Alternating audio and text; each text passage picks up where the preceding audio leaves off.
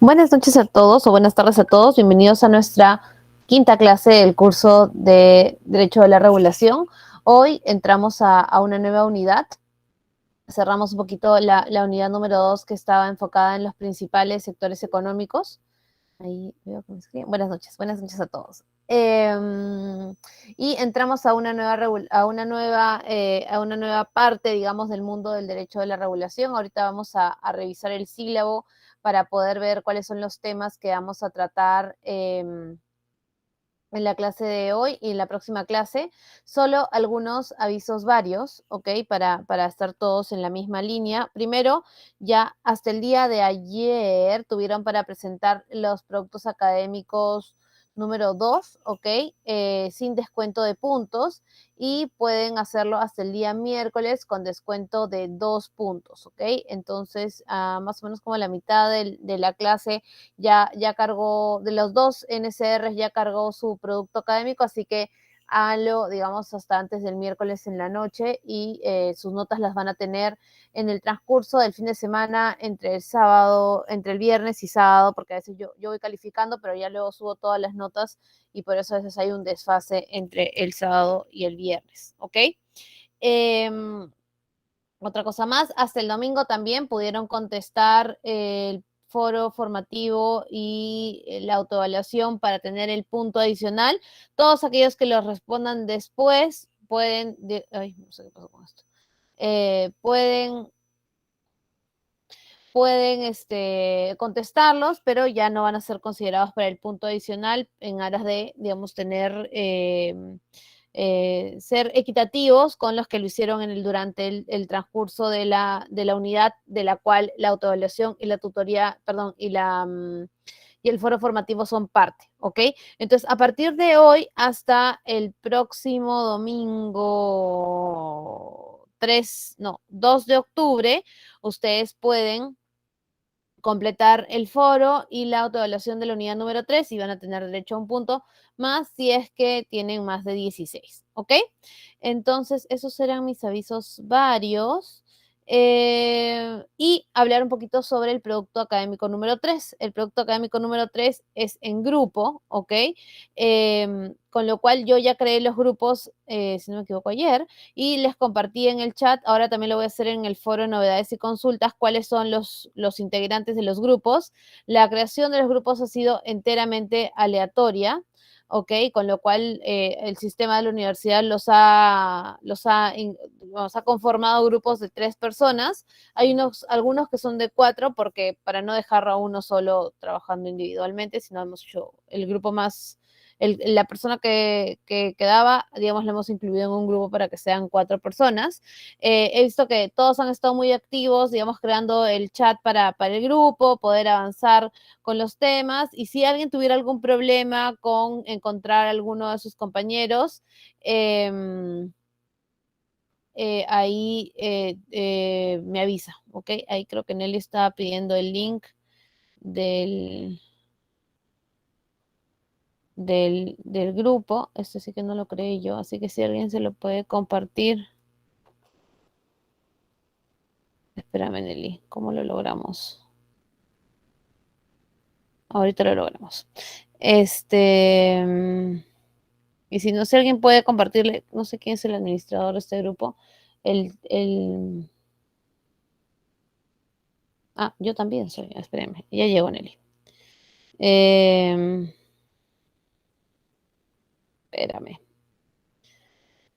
Si no, lo voy a postear también en el foro, sino que ayer ya no me dio tiempo. Compartir el enlace. Y lo pongo acá.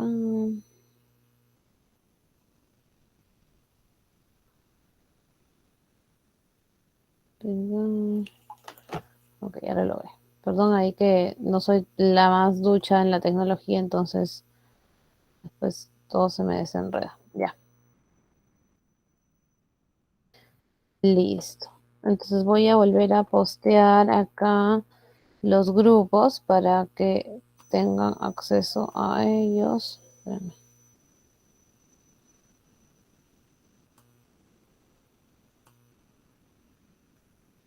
Ya, listo. Ahí está. Por si acaso, Nelly, para que encuentres a tus compañeros. Ah, no, bueno, cuando te subas, ahí ya te pasamos de nuevo las listas. Entonces, nada, hoy empezamos una nueva unidad, como decía al inicio, voy a poner el sílabo para que veamos cuáles son los temas que vamos a tratar en esta clase. Y aquí está. Ok. Ya hemos avanzado un largo recorrido, la mitad del trecho, digamos, en los temas que están o que forman parte de nuestra asignatura. Está en la unidad 1, hablamos sobre el marco general de la evolución de la regulación, conceptos generales como potestades, como las formas en que se genera la regulación, los sectores en donde interviene, etcétera. O sea, social, económico, administrativo, son los tres principales focos de la regulación en nuestro país, ¿no es cierto?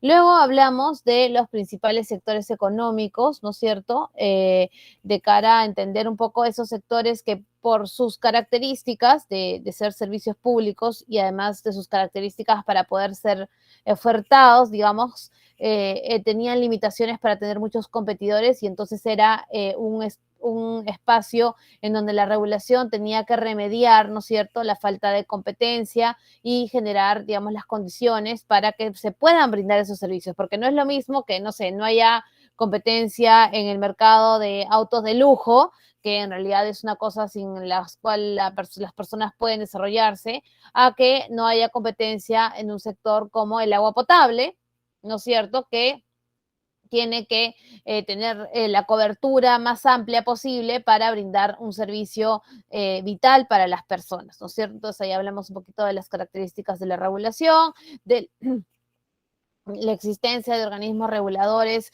que además de fiscalizar daban lineamientos y estimaban sobre todo las tarifas, ¿no es cierto? Que a veces cuando no hay competencia, ¿cómo lo determinamos? Hoy por hoy nosotros vamos a comprar al mercado, ¿no es cierto? Y no sé, la pasta, los tallarines marca A compiten con el marca B, con el marca C, y más o menos que nosotros sabemos cuánto cuesta el paquete de tallarín, y a veces si está, vamos a ir por el más barato, compiten por darnos un poquito más, o porque vienen con una promoción, ¿no es cierto? Porque hay un grado de competencia. Pero en el tema del sector de los servicios públicos, no necesariamente hay ese, porque habíamos hablado de la condición de monopolio natural.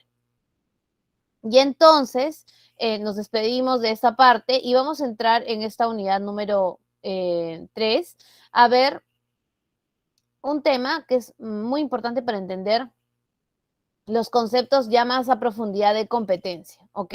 Vamos a hablar en esta unidad número 3 sobre los principales aspectos del libre mercado.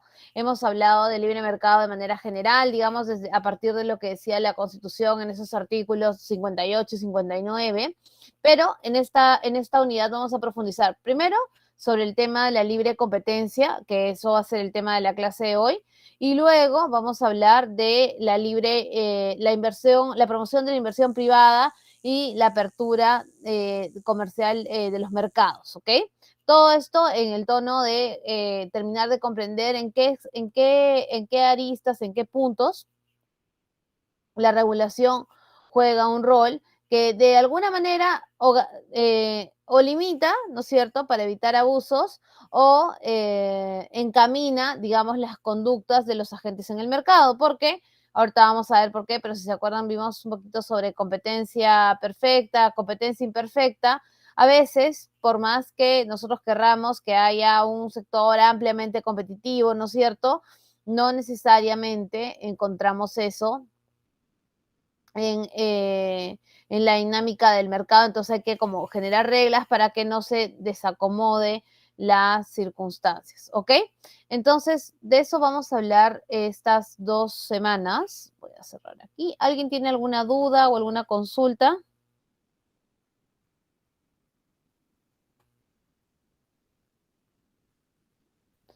Pregunta, interrogante, nada. Espérenme, que vamos a pasar esto acá. Espérenme. Mejor voy a eliminar este.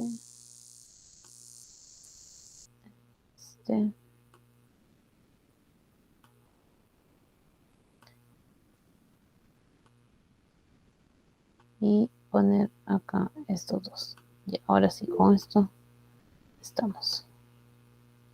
Nelly, dígame,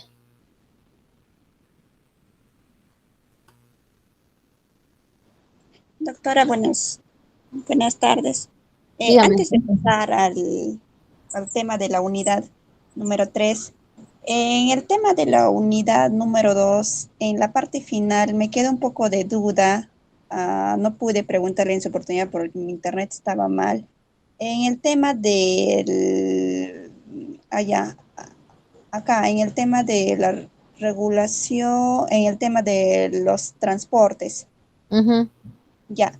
El tema de las concesiones lo ve el Ministerio de Transportes y Comunicaciones, pero la supervisión de regulación lo ve Ocitran, o ambos lo ven, eso era mi duda. Dependiendo, o sea, Sí, la... porque he estado revisando o sea, he revisado la norma de la regulación que ellos tienen en transportes y no me quedó bien claro en una parte de los artículos indicó que dicha regulación en este caso de la OCITRAN, o sea, no tiene esas potestades de regulación para todos, sino tiene que haber, no sé, una autorización previa, es lo que, bueno, me quedó en duda, ¿no? Entonces yo pensé que se encargaba en ello o es por eso que tengo mi duda. Ahí creo me estoy confundiendo.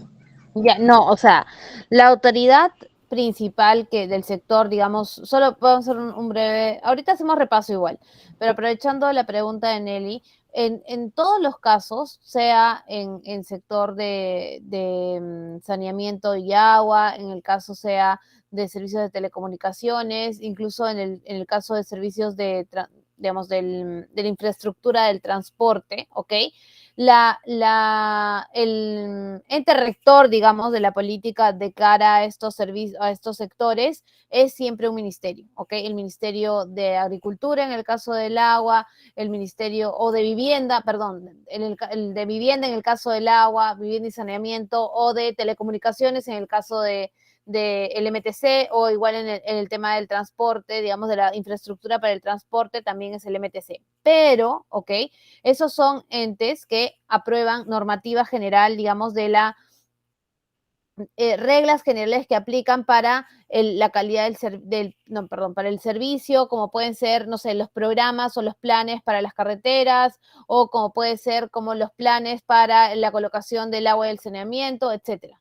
Pero los reguladores, su misión, digamos, es vigilar que los servicios sean prestados en el marco de la norma y en el marco de los contratos de concesión.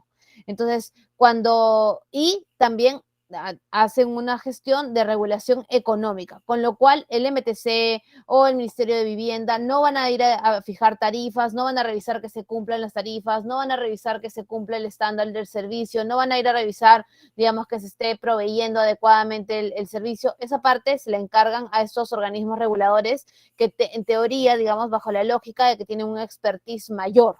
Entonces, para el caso puntual de la pregunta de Nelly, cuando hablamos de la infraestructura del transporte, digamos, las carreteras a nivel nacional, el MTC es el que va a organizar toda la política pública de cara a la existencia de infraestructura del transporte, qué carreteras se priorizan, con quién se firma el contrato de concesión, cuáles son las condiciones sobre las cuales se va a firmar el contrato, etcétera. Y el OCITRAN lo que va a hacer es vigilar el cumplimiento de esos contratos, vigilar que se estén cobrando, por ejemplo, los peajes de cara a lo que se planteó en el contrato de concesión, que se estén brindando, digamos, que la vía tenga las características que tenía que tener según lo que se pactó en la concesión y se pactaron en las normas, etcétera. ¿Ok? Esos son los roles. Entonces, como se complementan en la regulación, porque Citran también emite regulación, pero solamente sobre lo que es su competencia. Y si abrimos, solamente para cerrar ese tema, porque está igual en lo del repaso, Ocitran solamente tiene algunas potestades, no, esta entidad no se encarga de determinar, por ejemplo, qué vías se priorizan o qué no. o de revisar los concursos en donde los diferentes postores postulan para encargarse de construir una determinada vía. Entonces, esa es la diferencia, Nelly. Muchas gracias, doctor. Ya, chévere. Entonces, vamos ahora sí a nuestra clase de hoy. Vamos a ir por acá. No se pasó.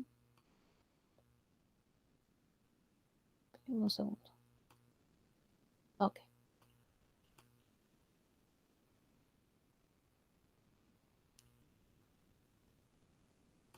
Listo, ahora sí, creo que ya se ve. Entonces, hoy vamos a hablar sobre los principales aspectos del libre mercado dentro del tema de la unidad número 3. Vamos a hacer un pequeño repaso que en realidad va a ser más pequeño de lo que pensamos porque ya habíamos ahí con Eli hecho un pequeño repaso.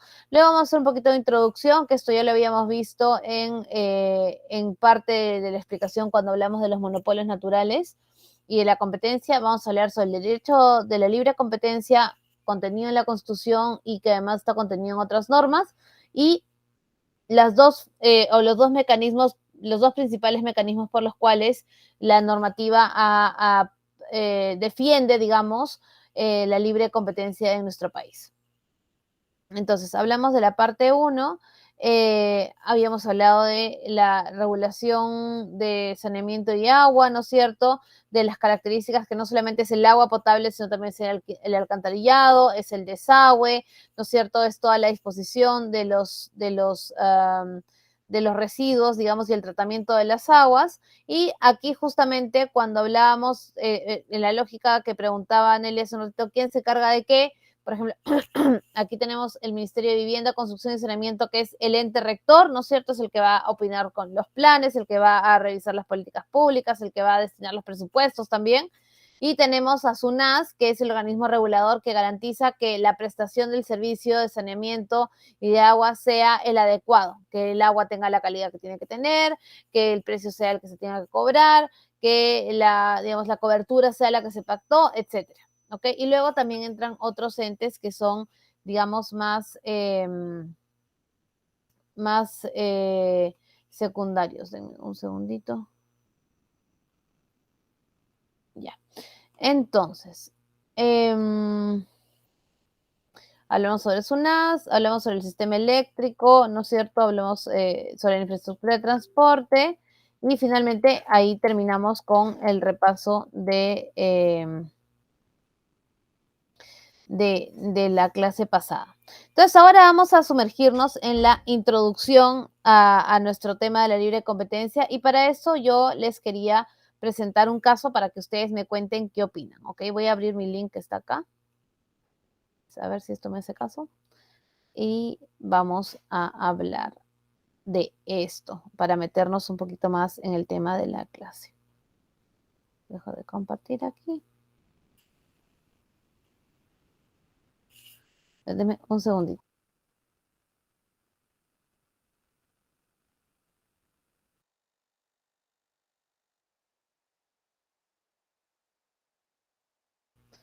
Perdonen, chicos, acá hay, como siempre, un poquito de caos. Entonces, aquí está, no, acá no está. Aquí está la noticia que les quiero compartir para que ustedes me digan qué opinan. Es una noticia de hace como 3, 4 meses. Dice, Indecopi, multan a supermercados por concertar precio de pagos. Indecopi dice que deben pagar más de 17 millones de soles. La Comisión de Defensa de la Libre Competencia Indecopi sancionó en primera instancia administrativa a Cencosud Retail Perú, Hipermercados Totus, Macro Supermayorista y Supermercados Peruanos por concertar los precios en el mercado de comercialización de pago entero marca San Fernando a nivel nacional. Según Indecopi, la multa de esta computadora me hace bullying, 17 millones de soles también incluye a la empresa San Fernando por haber sido facilitador del cartel. La infracción consistió en la fijación de un precio mínimo de pago entero San Fernando, respecto del cual las empresas alineaban sus precios para mantenerlos elevados artificialmente durante los meses de diciembre entre el 2009 y el 2016. Se abarcó el acuerdo según declaraciones, correos electrónicos e información económica obtenida por la Dirección Nacional de Investigación y Promoción de la Libre Competencia. Además, se acreditó la participación de San Fernando durante las campañas navideñas del 2015 y 2016 como facilitador del cartel, que se encargó de comunicar el precio mínimo de los autoservicios, trasladar la información y reclamos entre los mismos y buscar cumplimiento del acuerdo. La comisión también ordenó a las empresas implementen un programa de cumplimiento de normas de la libre competencia por un periodo de 3 años, según la guía de programas de cumplimiento de la libre competencia. ¿Ok? Entonces, ¿qué? O sea, fuera de que nos indigne y todo lo demás, jurídicamente, ¿ok? ¿Qué opinan de este caso? ¿Qué creen? ¿Está bien? ¿Está mal? ¿Por qué tenemos que establecer este tipo de reglas? ¿Está bien lo que hizo Indecopi? ¿No está bien? ¿Debería dejar que todos compitan? ¿Qué creen? Acá, este micrófono abierto, así como en los programas de televisión. ¿Qué opinan?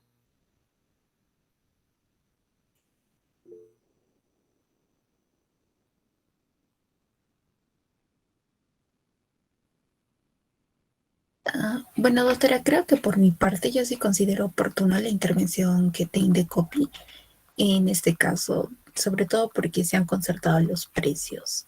Entonces, el principal perjudicado o que más afectados son los consumidores finales. Entonces, yo sí estoy de acuerdo en que haya, digamos, esta supervisión. De repente debería ser un proceso un poco más célere, porque si ya han concertado entre los periodos del 2009 hasta el 2016, y la sanción también ha sido, creo que reciente, ha salido recién, creo, el 2021 o 22, creo que salió su resolución donde ya definitivamente sí se le sancionaba a las empresas que habían concertado por tener estas prácticas colusorias, o no sé, creo que hay una definición exacta de prácticas de colusión Vamos a horizontal. hablar de eso más adelante. Ok, entonces, ¿por qué Indecopi hace eso? Nos dice Miriam, porque hay que defender a los usuarios, ¿no es cierto? A los usuarios. ¿Por qué más? Espérense que voy a pasar a las diapositivas para que pongamos acá un poco de lluvia de ideas. ¿Por qué más tendría, o está bien o está mal que actúe Indecopi? ¿Creen que está, dice, más célere también, mayor celeridad? También para fomentar la competencia en el mercado. Y Ya, ¿y por qué fomentamos la competencia? ¿Por qué es importante fomentar la competencia en el mercado?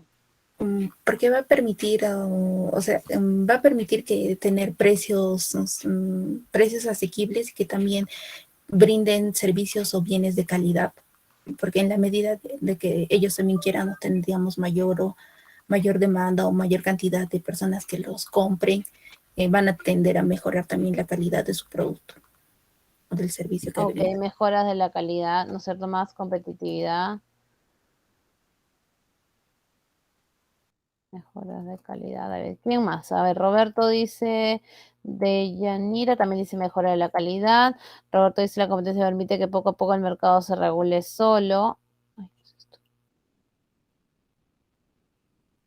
Poco a poco se regule solo, a poco. Pero en este caso, Roberto, en donde, digamos, el mercado, ¿cómo se regularía solo?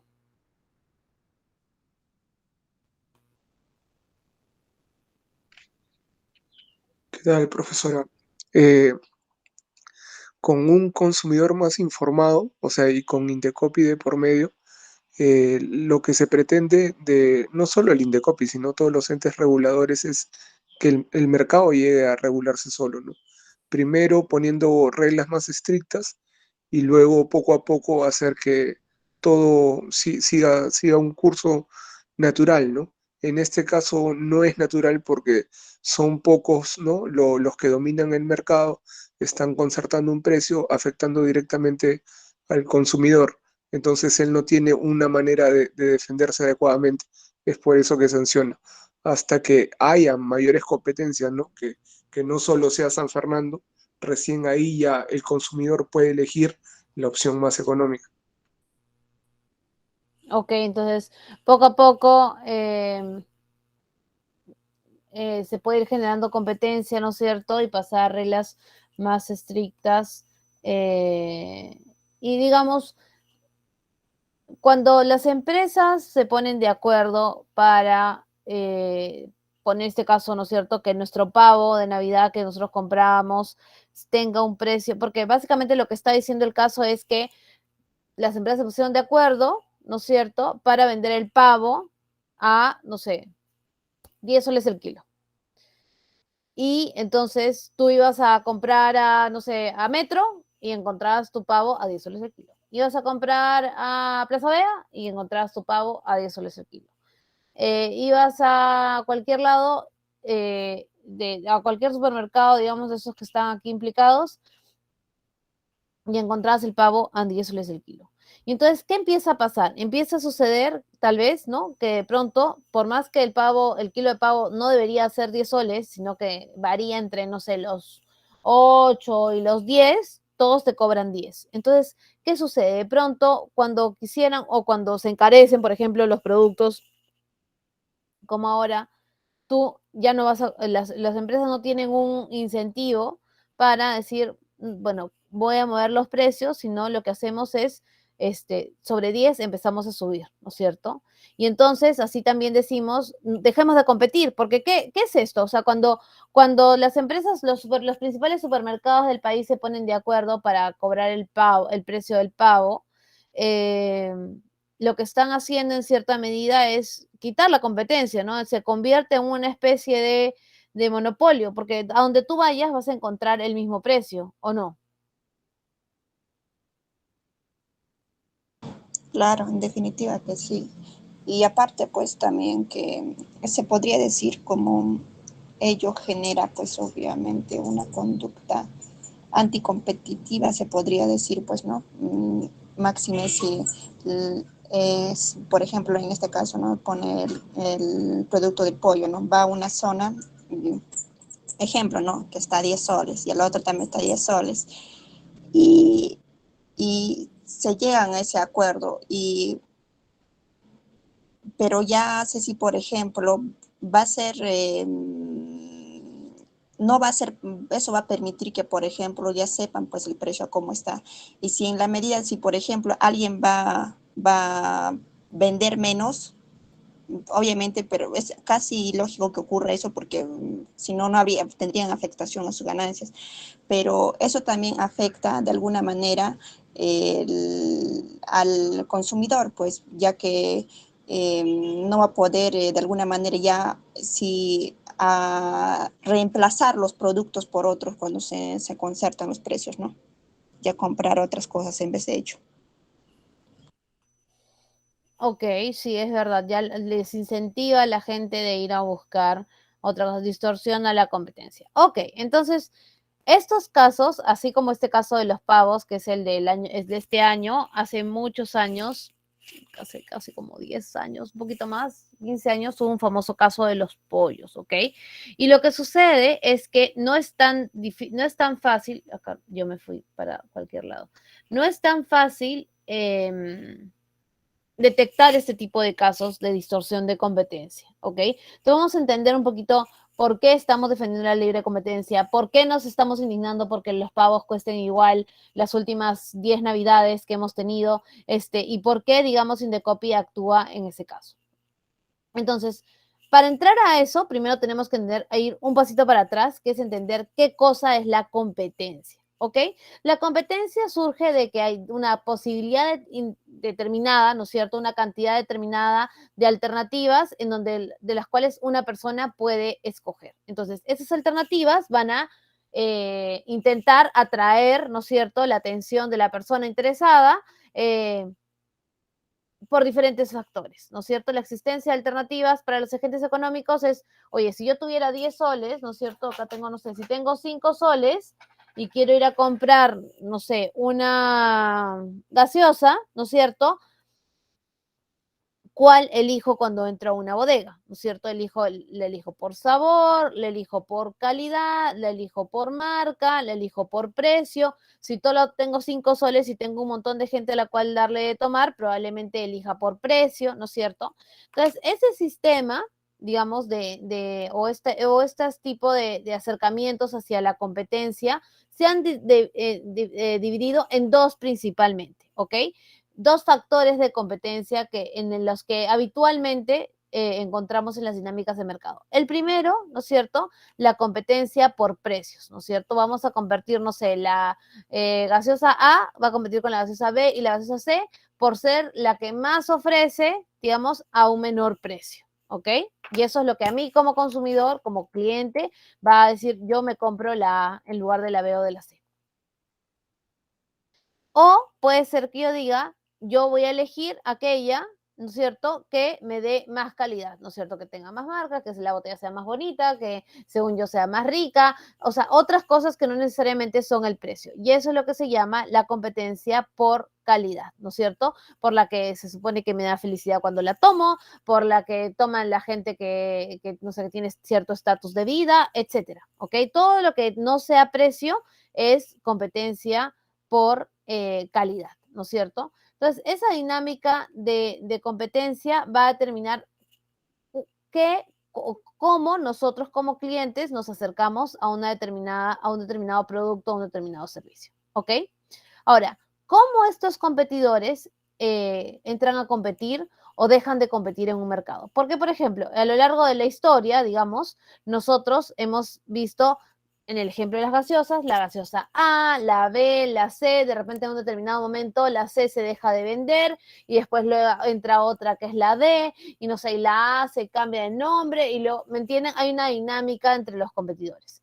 Entonces, esa dinámica entre los competidores surge justamente de la posibilidad de que haya más o menos competidores en un mercado. ¿Se acuerdan cuando hablábamos de los monopolios naturales y decíamos que hay, o sea, es muy caro, ¿no es cierto?, muy complejo que entre otro competidor, no sé, por ejemplo, al servicio de agua y alcantarillado, porque tendría que poner otra tubería. Pero no es lo mismo, por ejemplo, en el mercado de las gaseosas, o en el de las galletas, o en el de los tostideos, o en el mercado de, no sé, de venta de verduras, etcétera, ¿no? El mercado inmobiliario, ¿no? Entonces, lo que va a determinar la existencia de más o menos competidores va a ser cuántas barreras para entrar van a haber, es decir, cuán caro es, cuánta inversión necesito, cuántos trámites legales tengo que hacer, cuánto infraestructura requiero, ¿no? Porque no es lo mismo abrir una bodega, por ejemplo, a abrir una planta procesadora de cemento, ¿no es cierto? Y producir cemento.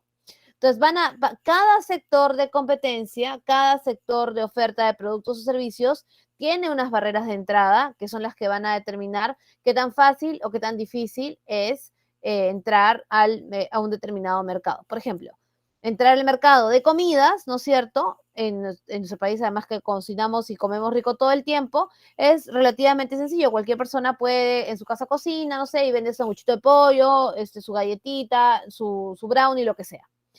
Pero de repente eso en otros lugares necesita, por ejemplo, reglamentación, de que te apruebe la autoridad de alimentos, que tengas un lugar, que tengas una empresa, que tengas un montón de restricciones o que tengas que producir con ciertos ingredientes, respetando ciertas cosas en la etiqueta. Entonces, todas esas características que el mercado exige para los competidores son los que llamamos barreras de acceso al mercado.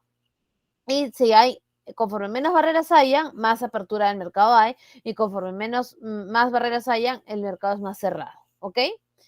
Igual sucede con la libertad de salir. O sea, si yo mañana tengo un capital y quiero invertir en entrar en el mercado de, no sé, corretaje inmobiliario, ¿no es cierto? Tengo que ver qué tengo que hacer para entrar al mercado y también tengo que costear cuánto me va a costar salir si no me va bien en la inversión, ¿ok? Porque, por ejemplo, entrar al mercado del negocio inmobiliario, pues me cuesta, no sé, hacerme un experto inmobiliario, tener un certificado, creo que tiene una colegiatura, o algo así, ¿no? Una certificación y vendo, ¿no es cierto? Hago corretaje inmobiliario y luego, si me quiero salir, simplemente me salgo. No es lo mismo, por ejemplo, si yo quiero entrar en el mercado de venta de combustible, o sea, tener un grifo, porque además de tener que tener un montón de permisos para empezar la operación, el local y toda la seguridad, para salir tengo que hacer un plan de remediación, un montón de temas ambientales, ¿no es cierto?, municipales, etcétera. Entonces, para ver qué tan competitivo o qué tan competitivo, potencialmente competitivo es un mercado, hay que ver las barreras de entrada y las barreras de salida, ¿ok? Y aquí hablamos sobre esto, este cuadro ya se lo conocen, los mercados de competencia perfecta y los mercados de competencia imperfecta, ¿no es cierto? La perfecta es como que el ideal, ¿no es cierto? Imaginémonos, casi que la competencia perfecta es el mundo sin competencia, ¿no? Porque estamos con competencia, pero sin competencia, porque todos los productos son iguales, todo el precio es igual, hay una cantidad de personas que quieren el producto equitativa para las personas que ofrecen el producto, es así como que la utopía, ¿no? El sueño de todo mercado feliz en donde no tenemos que competir porque todo está así como que muy natural. Y tenemos la realidad, que yo digo siempre, que es la competencia imperfecta, ¿no es cierto? Aquí voy a tener empresas que ingresan, o proveedores que ingresan, proveedores que salen, barreras en algunos sectores más complejos que los otros, no sé, niveles de inversión distintos, tamaños de participantes diferentes, ¿no? O sea, no es lo mismo tener, no sé, ser dueño de 7 bodegas que ser dueño de una bodega, ¿no? Por así decirlo. O no es lo mismo ser dueño de una cadena de supermercados que compite con la bodeguita de la esquina. Entonces, digamos, hay esas cuestiones que en la competencia imperfecta se dan, ¿ok? Entonces, como estamos y vivimos en un mundo de competencia imperfecta, porque en todos, hasta en los servicios públicos que son monopolios naturales, hay competencia imperfecta, porque nunca vamos a tener el mismo producto, la misma cantidad de gente, el mismo precio y todo, ¿ok? Partamos de esa lógica, de que no hay competencia perfecta. Como la competencia es imperfecta, ¿qué creen que tenemos que hacer? ¿Cómo garantizamos que la gente vaya a competir en el mercado?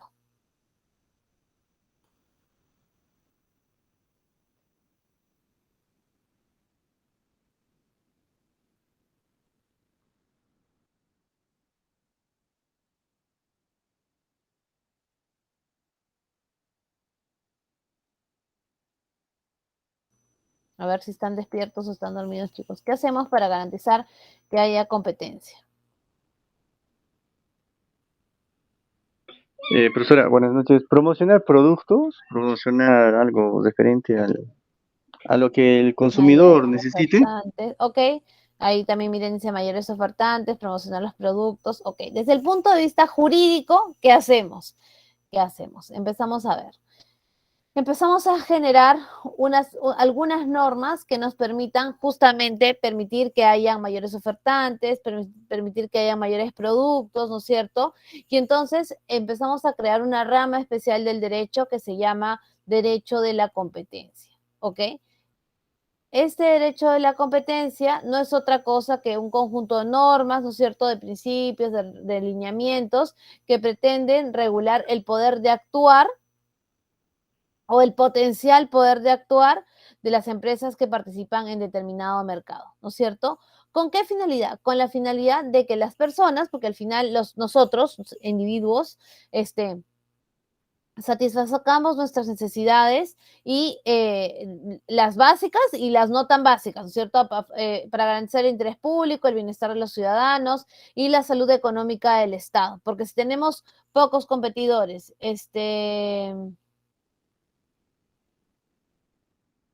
cuando tenemos pocos competidores y entonces encima estos no tienen incentivos para dar unas condiciones favorables, entonces suceden distorsiones que pueden ser muy complejas, ¿no es cierto? Entonces, la idea del derecho de la competencia, sí, la existencia, la lógica, su motivo, su motor y motivo, como dice la canción, es proteger las condiciones de la libre competencia para que hayan participantes en el mercado, lo que ustedes me han dicho, ¿no? Mayores ofertantes. Y esto no es que nos lo inventamos nosotros, no lo dice la profesora, no lo dice Indecopy, sino que lo dice la Constitución, ¿ok? El artículo 61 de la Constitución establece, digamos, la protección a la libre competencia y señala lo siguiente: el Estado facilita y vigila la libre competencia, ¿no es cierto? Combate toda práctica que la limite y el abuso de las posiciones dominantes o monopólicas. Ninguna ley ni concertación puede autorizar ni establecer monopolios, ¿ok? Entonces, en nuestro país lo que está sancionado no es, porque creo que hemos tenido una conversación sobre esto hace como 2 o 3 clases, per se la posición de dominio, sino el abuso de ella, ¿ok? Porque con la posición de dominio que cumple las normas, participa de la dinámica del mercado, Pero si ya de tu posición de dominio empiezas a hacer uso abusivo de esta, sí generas una distorsión. Entonces, cuando el Estado se tiene que poner a pensar cómo es que implemento este derecho de la competencia, ¿ok? Tiene tres opciones. Uno, aplico la derecha una norma general para todos los sectores, ¿no es cierto? Aplicable para todos los ámbitos. Otra es que aplico ciertas reglas que buscan regular ciertas conductas o ciertas estructuras del mercado. O lo hago por sector, ¿no es cierto? Específicas para aquellos sectores de la economía en donde hay factores que puedan afectar la competencia. En nuestro país, cuando hablamos de regulación, hay particularmente sectoriales, como vimos en la unidad número 2, hay también indirectas, ¿ok? Algunos sectores en particular, algunas reglas, y hay globales, porque hay la normativa que se aplica a todos los sectores, ¿ok? Va a depender de las características del sector. Entonces, la política regulatoria del Perú recoge estas tres formas. Global, porque hay unas normas generales, ¿no es cierto?, de que determina qué cosa es abuso de posición de dominio, qué conductas son potencialmente sancionadas, etcétera. Hay indirecta porque para algunos sectores, digamos, o algunas prácticas están limitadas, ¿no es cierto? No es que están prohibidas per se, sino están limitadas. Y en el aspecto sectorial, como ya habíamos visto hace un rato. Y, digamos, cuando ya traducimos estas formas que, digamos, generales, académicas, de cómo se regula la competencia en normas peruanas, ¿no es cierto? Vamos a ver que existen dos bloques principales. Uno, la represión de conductas restrictivas de la competencia, y dos, la eliminación de restricciones a la competencia por organismos públicos. Esto de aquí, digamos, se llama barreras burocráticas, y esto de aquí se llama prácticas anticompetitivas. Entonces, ¿quién se encarga de esto? Se encarga el Indecopi, ¿ok? El Indecopi busca promocionar, digamos, el mercado y la protección de los derechos de los consumidores y generar todo este marco de contexto de cumplimiento de las normas y de la libre competencia. Entonces, ¿qué hace en el mundo de la libre competencia puntualmente? Lo que hace es determinar si hay conductas anticompetitivas e imponer sanciones, ¿no es cierto? Determinar medidas cautelares que protejan a la situación en el transcurso, en el devenir del proceso, del procedimiento, dicta medidas correctivas, expide lineamientos que orienten a los agentes del mercado y sugieren, exhortan o recomiendan la implementación de medidas que restablezcan o promuevan la libre competencia, ¿ok? Entonces, Indecopi es el agente encargado en el Estado para justamente proteger la libre competencia. Cuando, voy a volver al artículo cuando dice aquí el Estado facilita y vigila la libre competencia, no lo va a hacer el Estado como todo el Estado, lo va a hacer el Estado a través de algo, ¿ok? A través de una entidad. Y ese Estado se manifiesta en Indecopi cuando hablamos de protección de la libre competencia. Voy a poner Indecopi, ¿ok? ¿Hasta aquí alguna duda, alguna consulta?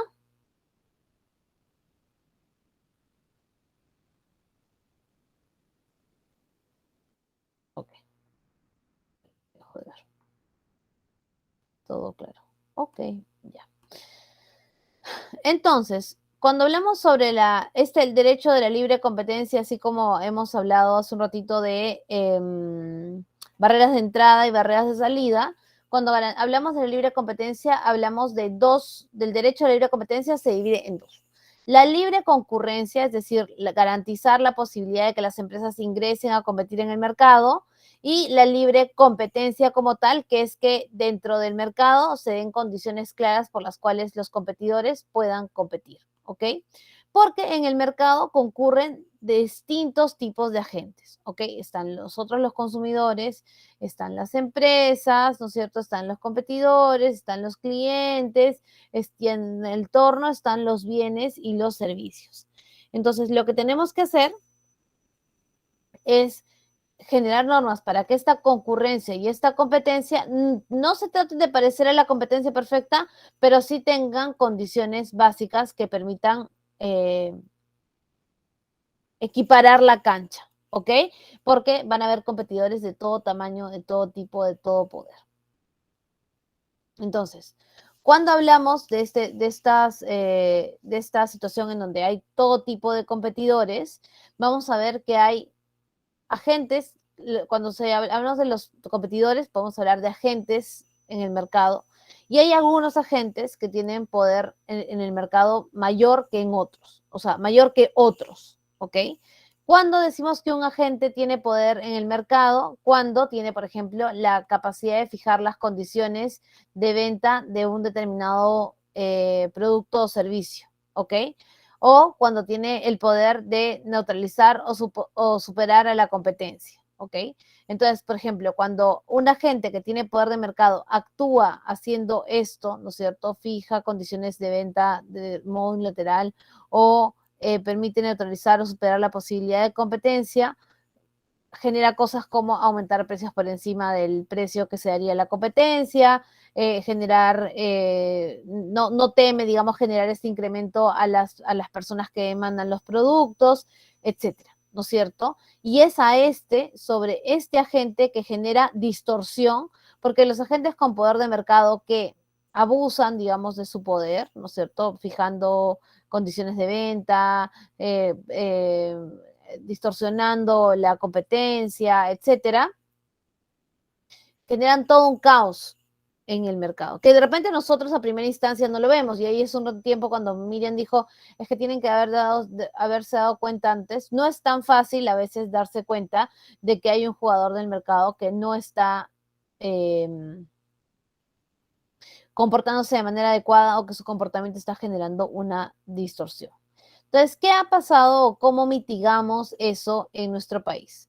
En nuestro país hay un marco regulatorio que habla justamente de la represión de conductas anticompetitivas. Es decir, antes de tú decir, ay, no sabía que estaba actuando anticompetitivamente, hay una norma que dice qué cosas son o qué elementos se van a considerar para evaluar si se está frente a una conducta anticompetitiva o no, ¿ok? Entonces, de esta manera, los agentes que participan del mercado no pueden decir, no sabía que hacer esta acción podía generar como consecuencia afectar la competencia, ¿ok? Y hace un ratito creo que fue Roberto que decía, tipo, primero las normas son muy estrictas y luego los agentes del mercado se van porque autolimitando, ¿ok? En realidad no es tan así, no es que se vayan autolimitando, porque ya aquí entramos en el mundo filosófico de que cuando uno tiene el poder tiene una tendencia a abusar de él, pero fuera de eso, básicamente lo que hay que pensar es que a veces, ¿ok? Cuando un agente de participante de la dinámica del mercado tiene un determinado poder, la tentación ¿cómo es? Por obra u omisión de hacer una acción que pueda afectar la competencia del mercado es tal, porque tiene tanto, o sea, que haga una pequeña acción puede generar consecuencias significativas en el mercado, que es necesario que estos previamente las evalúen. Y eso es lo que la norma busca. La norma dice, si haces A, B, C, D o E, ¿no es cierto? Tú estás haciendo una práctica anticompetitiva. Entonces no la hagas. Distinto es, ¿cómo se llama? Distinto es decir, eh, tal práctica A, B y C están prohibidas si no las hagas. No es que en la normativa peruana no hay ninguna práctica que per se esté prohibida, ¿ok?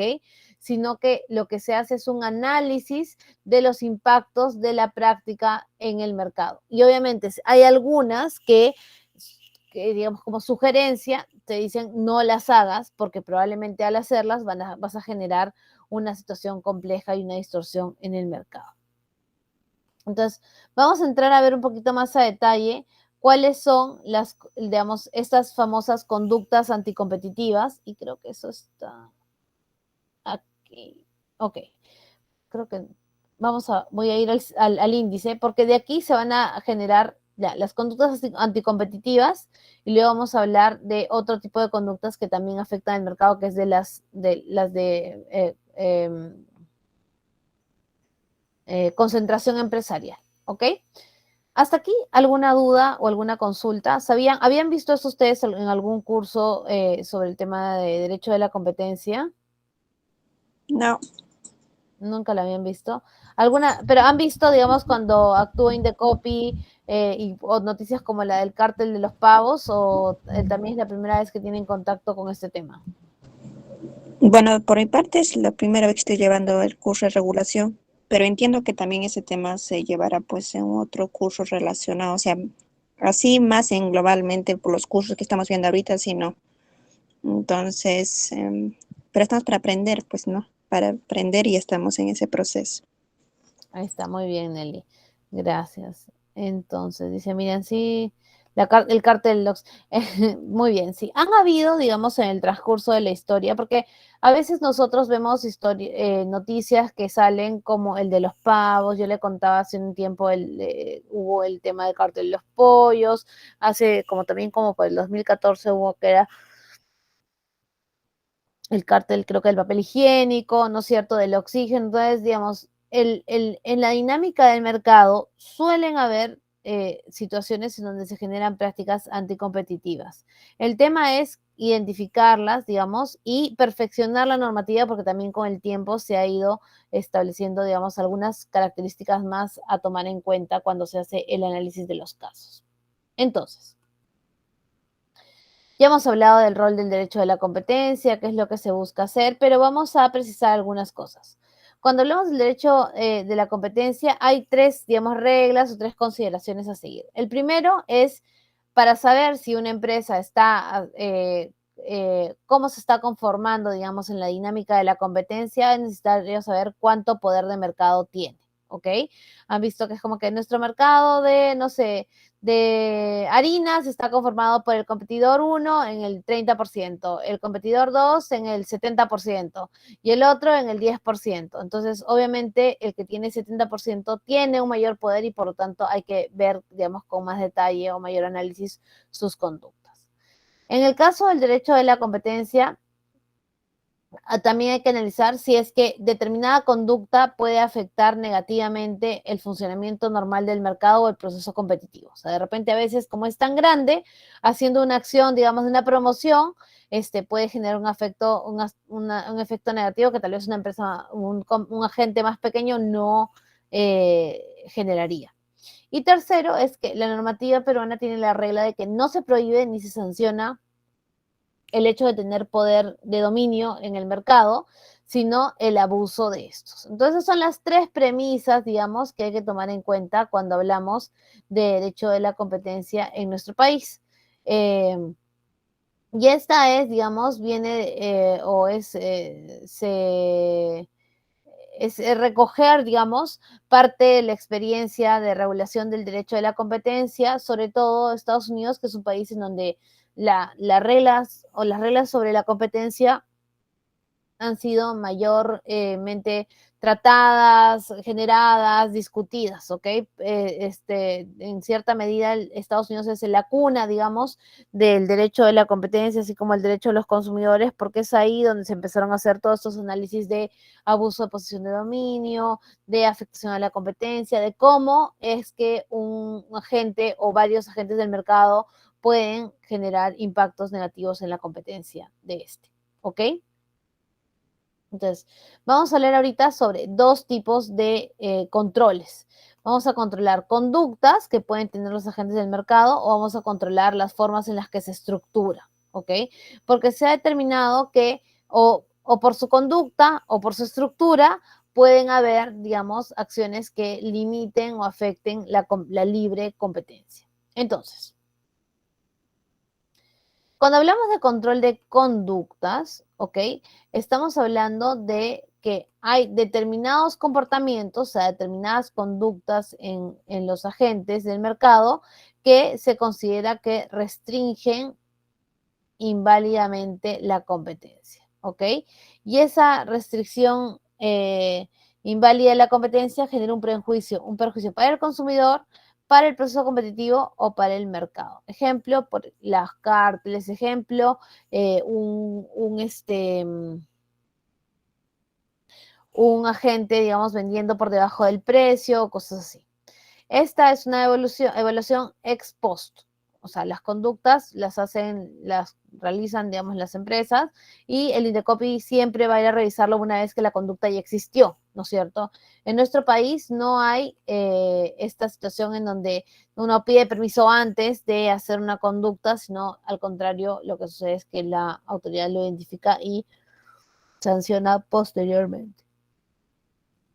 Perdón chicos, que estoy despierto a las 4 de la mañana. Entonces, esas prácticas anticompetitivas del control de conducta se traducen en dos: abuso de posición de dominio o prácticas colusorias. Entonces, hemos ido así: la competencia, ¿no es cierto? El derecho de la competencia. El derecho de la competencia nos dice que hay, digamos, aquí, limitaciones en la conducta, en la represión de conductas anticompetitivas, ¿no es cierto? Esas conductas anticompetitivas puede ser control de conductas o control de estructuras, y cuando hablamos del control de conductas, hablamos de abuso de posición de dominio o prácticas colusorias. Esas dos son prácticas anticompetitivas y, digamos, son conductas que se buscan delimitar. Entonces, vamos a explicar primero qué cosa es el abuso de posición de dominio. ¿Qué es el abuso de posición de dominio? ¿Quién me puede dar un ejemplo de abuso de posición de dominio? Un ejemplo que puede ser real o puede ser un ejemplo que ustedes que planeen o que piensen. Profesora, por ejemplo, podría ser cuando hubo este tema de que el aceite subió bastante de precio, ¿no? Producto de la guerra. Sin embargo, estos supermercados, los mismos de siempre, pues, ¿no? Plaza Vea, entonces, no tenían otras marcas. Todos eran aceites de la empresa Alicorp, ya que ella se subdivide en varias marcas de aceite. O sea, si uno, por más que buscaba, no podía encontrar. ¿Eso es un abuso de posición de dominio? Mm, eso más era como una especie de escasez, pero habría, a ver, vamos a desarrollar el caso. No sé, a ver, otro ejemplo de abuso de posición de dominio.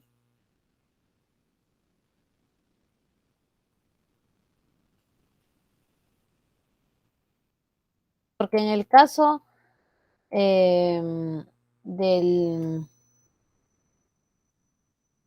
del aceite, creo que lo que sucedía era que no había stock, ¿no es cierto? O era el precio más alto. No, sí había. Y sin, otras marcas tenían el precio más barato. Solo que en los supermercados tenían todos aceites de licor que sí habían subido sus precios. Ya, podría ahí haberse dado un caso. Em, por ejemplo, hay un caso que tal vez no es tan conocido en nuestro país de abuso de los voy a rayar con el tema de Google. Porque en Europa, digamos, han sancionado a Google por el tema de abuso de posición de dominio, porque no sé si ustedes saben, pero Google, aparte de ser un buscador y de darnos la plataforma para nuestras clases y todo lo demás, tiene, digamos, un espacio en donde se brinda publicidad, ¿no es cierto? Uno puede contratar publicidad.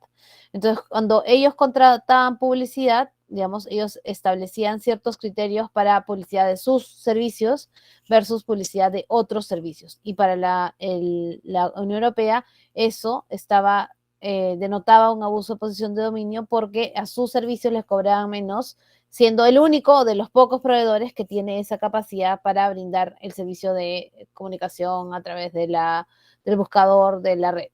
Entonces, particularmente en nuestro país, el abuso de posición de dominio, ahorita vamos a ver la definición, es cuando un agente sin ningún motivo genera una conducta que va a afectar toda la competencia, ¿ok?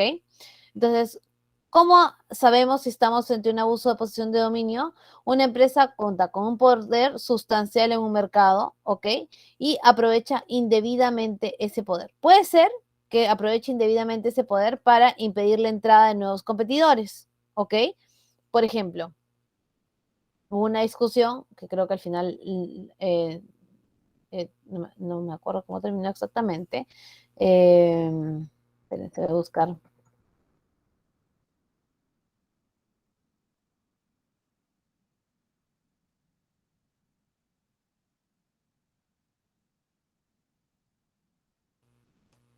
Acá está la sentencia. Entonces hubo una un famoso caso de abuso o de que se siguió ante Indecopi de abuso de posición de dominio, porque no sé si se acuerdan que en algún punto de la historia de la vida entró una cerveza a competir en el mercado peruano que era Brahma, creo que era, de Ambev. ¿Ok? Ahora ya todos son los mismos, pero en ese momento era Ambev.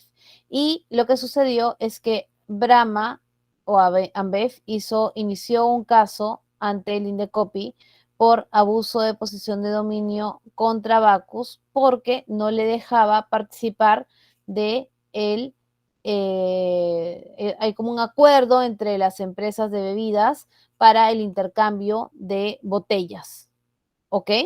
Entonces, imagínense si ustedes son una empresa vendedora de cerveza que la mayoría se comercializa a través de botellas de vidrio, ¿ok? Si no forman parte digamos, del comité, digamos, de intercambio de botellas, el ingreso, la barrera de ingreso es muy cara porque tendría solo que tener botellas de o sea, sus propias botellas y solo recolectar sus botellas y no hacerlas intercambiables, con lo cual la ponían en una posición de mercado más complicada que la que las otras competidoras, ¿no es cierto?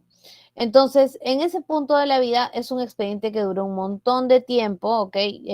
Como creo que hasta aquí arriba, el alto de una persona de tomos del expediente, pero se analizó si es que efectivamente eso era abuso de posición de dominio, porque para el mercado de cervezas en ese momento, Bacus era el principal competidor con más de 70% de mercado, de posición de mercado en el país, ¿no es cierto? Entonces, decía que lo que Ambev decía es que por su poder en el mercado y su poder con las instituciones, bloqueaba, digamos, la posibilidad de que Ambev participe de la dinámica del intercambio de las botellas. Y eso está dentro de este otro factor, ¿no es cierto? Obstaculizar es impedir la entrada de los competidores o la conducta de obstaculizar la permanencia de los que se encuentran operando en el mercado. Entonces, por ejemplo, si la empresa X, hablando del aceite, ¿no es cierto?, es la principal y se encarga de comprarle a todos los proveedores de materia prima el producto, ¿ok? Y dice, tú no le puedes vender al otro, solo me vas a comprar a mí, porque si no yo no te compro, y si yo no te compro, se te queda tu mercadería. Eso también es, digamos, una afectación, un abuso de posición de dominio, ¿ok? Abuso de posición de dominio, creo que lo vamos a ver más adelante aquí en las conductas, se manifiesta de diferentes maneras, ¿ok? Primero, la más tradicional, digamos, o más conocida es negarse injustificadamente a satisfacer las demandas o aceptar las ofertas, ¿ok? No te voy a comprar o no te voy a vender porque no me parece. O no te voy a dejar participar del intercambio de las botellas porque no quiero que entres a competir. Aplicar condiciones desiguales para prestaciones equivalentes de manera injustificada, ¿ok? Entonces, de repente yo digo, a todas las empresas, yo soy la empresa de posición de dominio X, ¿ok? Y digo, bueno, aquella tienda, aquella bodega que quiera vender el producto de marca Y, ¿ok? Yo le voy a cobrar 20 céntimos más por unidad de producto. Entonces no se puede hacer eso, ¿ok? Porque en tu posición de mercado estás generando que no le compren a Y para que te compren a ti con tal de que no les cobres 20 céntimos más. ¿Se entiende la lógica detrás del abuso de posición de dominio ahí? Subordinar la celebración de contratos a la aceptación de prestaciones adicionales. O sea, por ejemplo, si no me compras ese servicio, no te puedo ofrecer este otro servicio. Obstaculizar de manera injustificada a un competidor la entrada o permanencia, lo que les decía hace un ratito de las botellas. Establecer, imponer o sugerir contratos de distribución o venta exclusiva, no sé, contrato con todos los distribuidores del país para que solo me presten servicio a mí, ¿ok? Dejando sin posibilidad de que otros participen en la cadena de valor. Utilizar de manera abusiva, reiterada, procesos judiciales o procedimientos administrativos para restringir la competencia, ¿no es cierto? Bloquean judicialmente ciertas acciones judiciales. Incitar a terceros a proveer bienes o a no proveer bienes o servicios o aceptarlos, ¿no es cierto? Igual, no le compres a él, si no, yo ya no te brindo mi producto. Conductas que impidan o dificulten el acceso o permanencia de los competidores actuales, ¿ok? ¿Qué se analiza cuando hablamos de posición de dominio? Se va a analizar el mercado relevante, por ejemplo, el mercado, no sé, si yo voy a bloquear, voy a tener una acción en, no sé, en el marco de todas las tiendas del canal moderno, ¿no es cierto? Como los tambos, mi mercado relevante va a ser el canal moderno, ¿ok? Porque lo que hace Indecopy es, cuando hablamos, por ejemplo, de competencia de leche, ¿ok? Puede ser el mercado tan grande como el mercado peruano de la leche, donde probablemente no haya es bien complicado de generar en todo el mercado esto. Puede ser la parte del mercado de la ciudad de Lima, puede ser la parte del mercado del distrito de, no sé, San Juan de Lurigancho, puede ser la parte del mercado de la zona de Canto Grande. Entonces va a depender, digamos, de en dónde el Indecopy identifica que hay una afectación a la competencia. Puede ser el más amplio o puede ser un mercado relevante más pequeño, pero en todo tipo de mercados se puede generar distorsiones anticompetitivas, ¿ok? Entonces se analiza cuál es el mercado relevante, se analiza cuál es la competencia actual y cuál es la competencia que potencialmente debería haber si es que no hubiera esa conducta que se está analizando. Y en base a eso se determina si hubo o no abuso de posición de dominio. Entonces, hay dos tipos de abuso nada más para que se acuerden. El explotativo, que es, por ejemplo, yo te cobro más por un determinado producto, ¿no es cierto? Entonces, yo como soy el único, tal vez algo, no sé si todavía se ha resuelto algún caso del tema del aceite, Roberto, pero el tema de solo, voy a cobrar por mis aceites, que tengo como 3 marcas, más.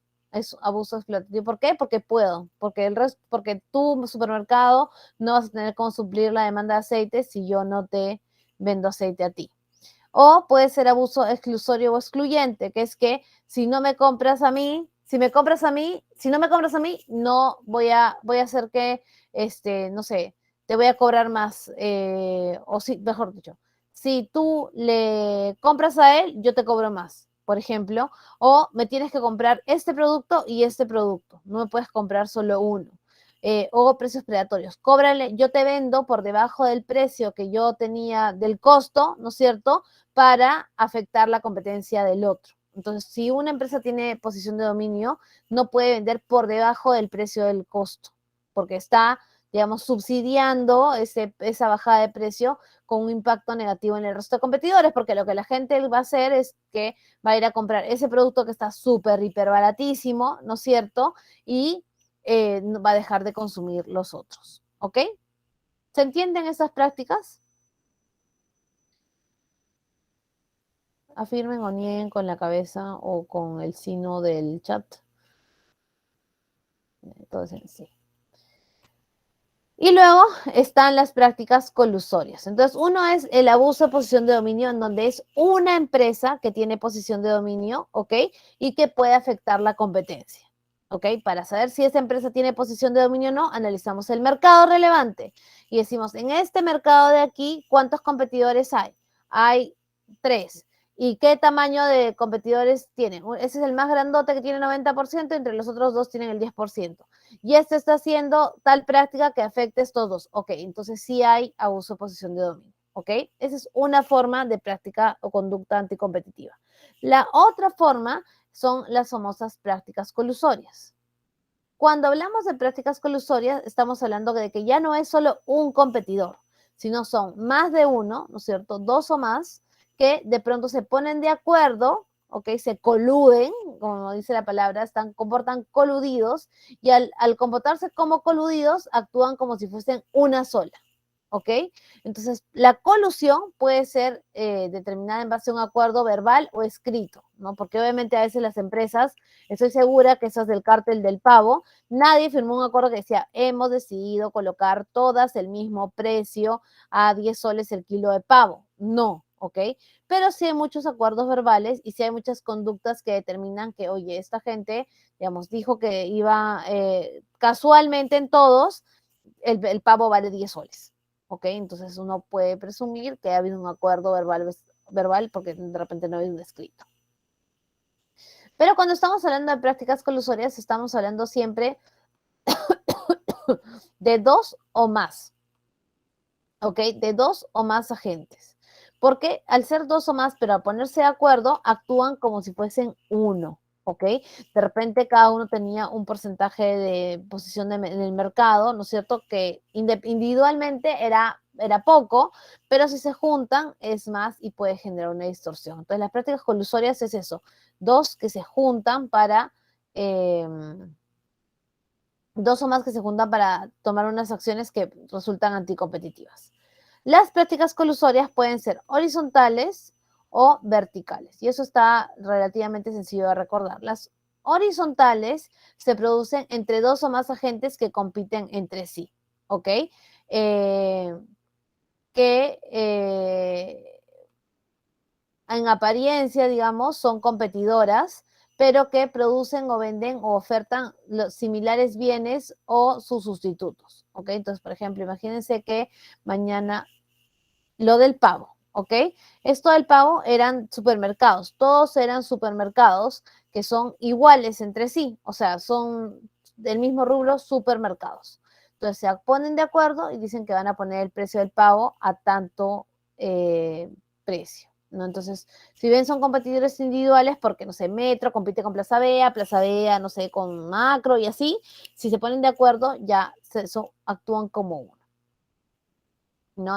Y ahí las prácticas colusorias horizontales pueden ser fijación concertada de precios, como por ejemplo los pollos, limitación o control en las producciones o ventas. Entonces vamos a producir lo justito para ir bien con nuestros precios y dividirnos, digamos, la otra conducta es dividirnos las zonas geográficas. En el del cártel del papel higiénico, creo que era que en la parte del norte, en Chimbote, las productoras o las empresas que vendían papel higiénico se habían dicho ya, tú vendes en este distrito, yo vendo en este distrito, tú en este distrito, y todos vamos a cobrar más o menos lo mismo, y entonces ya está. Cada quien tiene su propio territorio, ¿ok?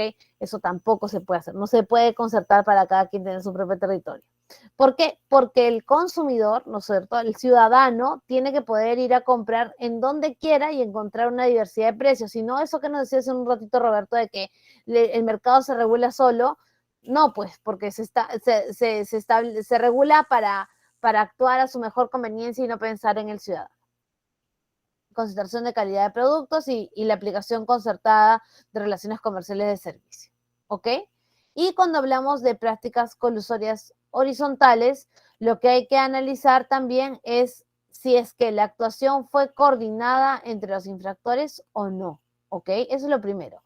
Y una vez de haber analizado si es que la actuación es coordinada o no, si es coordinada, sí vamos a revisar cuál es el mercado, cuáles son las empresas, cuál es el producto, etcétera, etcétera. ¿Ok? Hasta aquí quedó clara las prácticas colusorias horizontales. Las prácticas colusorias horizontales son los que, así en criollo para los amigos, son los denominados cárteles. ¿Ok? Y están de otro lado de las prácticas colusorias verticales. Ya, las verticales, como dice su nombre, es porque toda la cadena, desde el productor, el mayorista, el minorista, toda la cadena actúa como si fuese uno solo, ¿ok? Y eso implica que, por ejemplo, el productor ponga un precio, que el mayorista lo venda a ese precio, y el minorista a ese precio, pero todo está concertado, ¿ok? Acordado. Entonces, cuando hablamos de prácticas colusorias verticales, puede ser la famosa marca única. Solo puedes vender este producto, ¿ok? O solo puedes comprarle a esta empresa.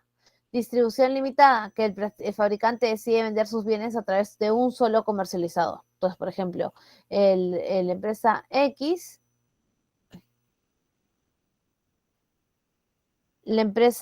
X, decide que su distribuidor exclusivo, ¿ok? Va a ser Y, ¿ok?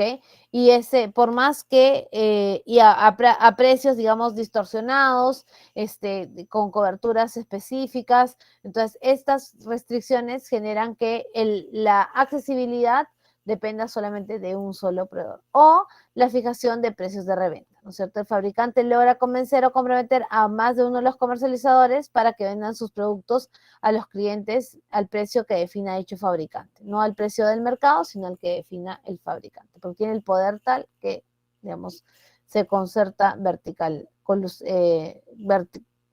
hay una colusión vertical. Cuando hablamos de colusión vertical, tal vez es un poquito más difícil de identificar porque hay que ir a ver hacia arriba, ¿no es cierto? Usualmente es un mismo grupo de económico, un mismo grupo de empresas que trabajan en la misma cadena de producción y hay que identificar en dónde es que se están poniendo de acuerdo. A veces se ponen de acuerdo en el precio de los insumos, a veces se ponen de acuerdo en el precio, en la forma del producto, en las promociones, pero para que, por ejemplo, el minorista ponga una promoción, tiene que todo haber estado alineado hacia arriba. ¿Ok? Esas son las denominadas conductas anticompetitivas. Abuso de posición de dominio y, por el otro lado, las famosas prácticas colusorias. ¿Ok? ¿Hasta aquí alguna duda o alguna pregunta? Alguien tiene su manito. Miriam. Doctora, disculpe, estas conductas, o sea, ¿puede ser calificada a la vez como abuso de posición de dominio y prácticas colusorias o se presentan de manera independiente? No, se presentan de manera independiente porque el abuso de posición de dominio supone una empresa. Las prácticas colusorias supone más de 2 empresas o 2 agentes, digamos. Entonces, ¿por qué? Porque en el abuso de posición de dominio, el agente económico que tiene posición de dominio tiene tanta poder, digamos, tanta posición en el mercado que no necesita ponerse de acuerdo con nadie. Podría, y si porque ya sé a dónde va tu pregunta, si de repente una empresa que tiene abuso de posición de dominio se pone de acuerdo con otra, ¿no es cierto? Y hace una práctica colusoria tipo un cártel, ahí vas a analizar el cártel, porque no actúa individualmente, ¿ok? Por ejemplo, no sé, una empresa que es, no sé, Claudia Sac, es la empresa con mayor cantidad de, no sé, farmacias a nivel nacional, ¿ok? Que es solo una empresa, y se pone de acuerdo con Boticas Miriam, que es un participante del mercado que es chiquito, pero que tiene su poder de mercado. Cuando esas dos se coluden, la infracción es colusión, porque Farmacias Claudia no está actuando, digamos, sola, está actuando coludida. Por más que Farmacias Claudia tenga un montón de poder de mercado. Entonces, ahí son como dos ejemplos, porque la colusión lo que trata de hacer es sumar participaciones de mercado para actuar como si fuese un solo ente, ¿ok? Como uno que va a abusar de su posición de dominio, ¿ok? Listo. Entonces, solo para terminar, creo que no sé si vamos a lograrlo, pero anticiparemos un poquito, ¿ok? Están las otras prácticas que son el famoso control de fusiones, ¿ok? También lo van a encontrar como control de estructuras, ¿ok? ¿Y qué implica el control de estructuras? El control de estructuras presupone analizar un pasito para atrás, ¿ok? Que es antes de que de repente un competidor se convierta en dueño de toda una línea de producción, digamos, de toda una cadena de valor, o antes de que un competidor se una con otro y consoliden su participación y se conviertan en uno, ¿ok? Se fusionen o se junten jurídicamente, societariamente, se trata de evitar de mitigar los impactos de esta unión, ¿ok? Entonces, cuando hablamos de las concentraciones empresariales, podemos hablar de concentraciones de agentes competidores, ¿no es cierto? Por ejemplo, que una cadena de supermercados compre otra cadena de supermercados y otra cadena de supermercados y otra, entonces todas son del mismo dueño, por así decirlo. Hay concertaciones verticales, que es decir, el productor, el distribuidor y el comercializador, digamos, uno de ellos compra participaciones o tiene participaciones en esta cadena de valor, y o de conglomerado, es decir, que los agentes económicos no están relacionados para ningún tema directamente, pero indirectamente sí, ¿no es cierto? Entonces, somos un grupo empresarial que tiene inmobiliario, que tiene hoteles, que tiene, no sé, cadenas de alimentos, por más que no estén, digamos, relacionados, la cadena de alimentos con el inmobiliario, igual genera un impacto en el poder, digamos, de este conglomerado en el mercado, ¿ok? Entonces, lo que busca hacer el control de concentraciones es mitigar, o mejor dicho, contraponer los efectos negativos de este tipo de uniones, ¿ok? Contra los efectos positivos de eficiencias y ahorros en gastos. Entonces, porque a veces estas operaciones de fusiones o de adquisiciones, no sé si ya han llevado esto en su clase de societario, pero esas uniones entre empresas pueden generar valor porque, no sé, abaratan costos, tienen acceso a mejores insumos, etcétera, ¿ok?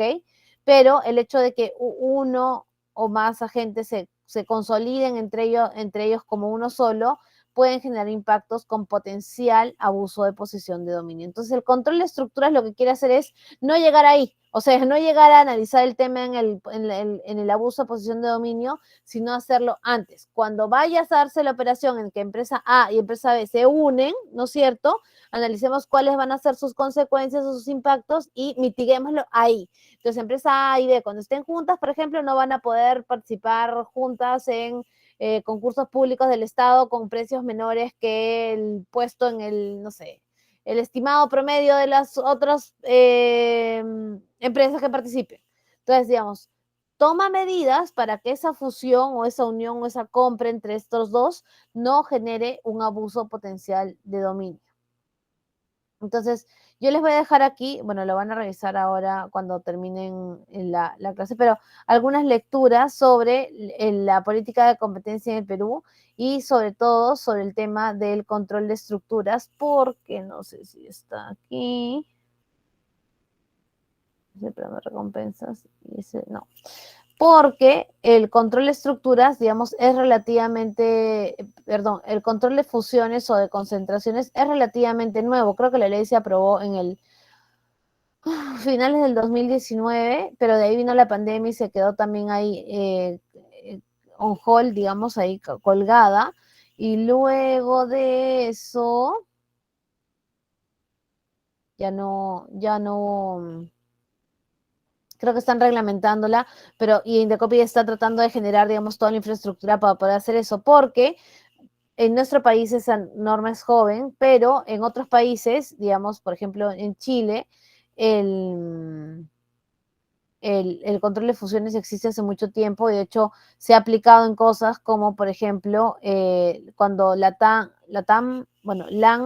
compró a TAM, que es una aerolínea brasileña, se aplicaron una serie de restricciones para evitar que esta compra, digamos, de estas dos aerolíneas, las más grandes de Sudamérica, generen un impacto negativo en la competencia. Así que la historia de la LAN y TAM, creo que hay una nota en YouTube, voy a buscarla para poder pasárselas, porque el control de estructuras tiene eso, o sea, al momento de comprarse, ¿no es cierto?, y estructurarse, van y piden a la autoridad y plantean, digamos, todas las consecuencias que podría generarse de esa compra, y entonces se mitiga. Entonces, si por ejemplo no van a poder hacer tal o tal cosa, van a tener que implementar tal o tal política, entonces ya evitas que luego en la dinámica del mercado se concentre todo y haya un potencial abuso de posición de dominio. ¿Ok? Entonces, hemos hablado un poquito extenso de la libre competencia. Espero que la próxima semana podamos hacer algunos casitos. Me faltó la parte de programa de clemencias y programa de recompensas, que vamos a revisarlo la próxima semana también. Y los temas que nos tocan la próxima semana, que es el tema de inversión privada. ¿Ok? ¿Hasta aquí alguna duda o alguna consulta?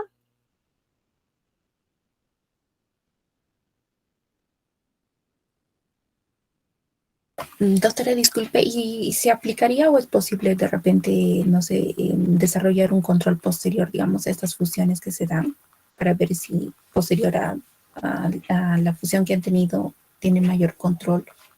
Es que según la norma, ya en ese posterior se convierte, digamos, en el análisis de conductas anticompetitivas. ¿Ok? En teoría ya no puedes hacer como que, voy a revisar, digamos, y recién ahí poner restricciones. Por eso el tema con la norma de concentraciones empresariales es que es de aquí, o sea, de la publicación de la norma en adelante, todo lo que hubo atrás, digamos, ahí las situaciones complejas con las farmacias y cosas así, ya no se pueden analizar bajo esa norma. Deben analizarse bajo el tema del control de estructuras. Perdón, el control de conductas. ¿Ok?